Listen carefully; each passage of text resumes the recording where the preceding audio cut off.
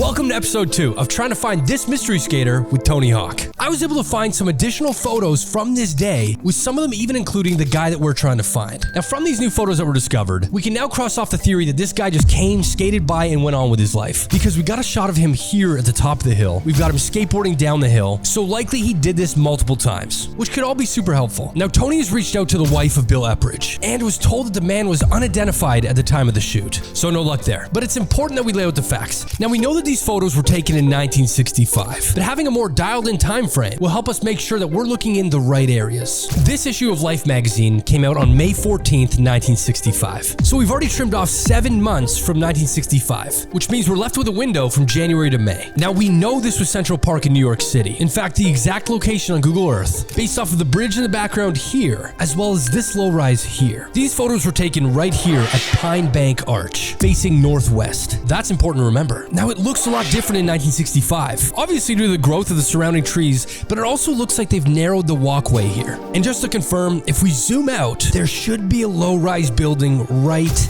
here. And then to the left of that, we should have this building with these long corner windows. Bam. This is the exact spot. Now let's look at the park itself. With New York City being in the Northeast, we know they get snowy winters. Now, pulling up historic charts on weather conditions in the year 1965 in New York City, we can see that it was below freezing for a large portion of January and February. And the people in these photos don't seem to be dressed for temperatures below freezing. Some of them are even wearing shorts, t-shirts, and no shoes, telling us that these are warmer temperatures. The trees on the background don't seem to have any leaves on them either. So we can eliminate January and February, leaving us with March, April, and the first 2 weeks in May. Now, looking further into March weather, we only have one day where the temperatures rose to the upper 50s. Now let's look at April's weather. As you can see, already the temperature is starting to warm up, with one day even being 75 degrees in the evening. And all the blue squares on this chart indicate a clear sunny sky. You can see that these were taken on a dry sunny day. Now back to that northwest direction that these photos were taken in. We can see that the shadows being casted from the surrounding trees, and even the shadows of the people skateboarding, are being casted to the right pretty heavily, meaning that the sun was shining at an angle from the west. Meaning this wasn't a morning photo shoot. It was likely taken in the evening. Now, my guess are that these photos were taken in the month of April or early May of 1965 during the evening. So we went from all of 1965 to likely the month of April or early May. Now, with that information, I reached out to the Central Park Conservancy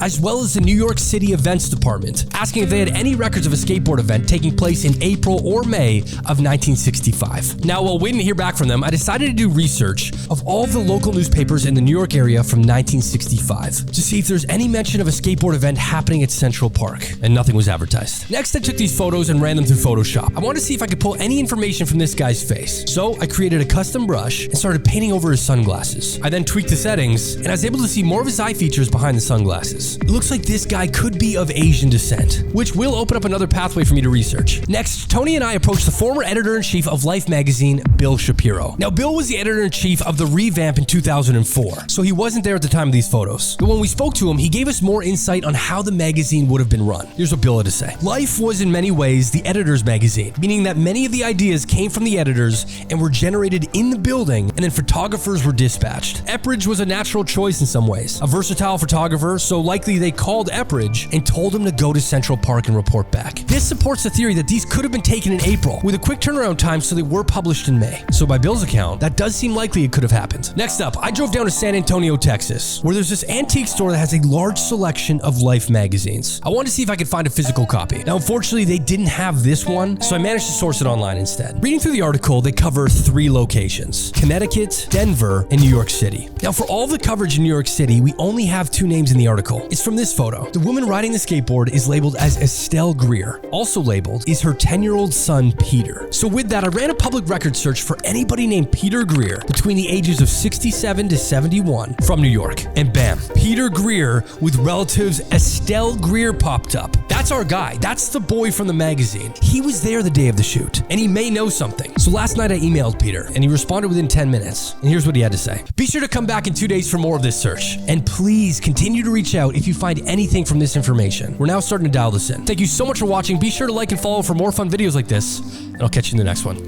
See you guys later.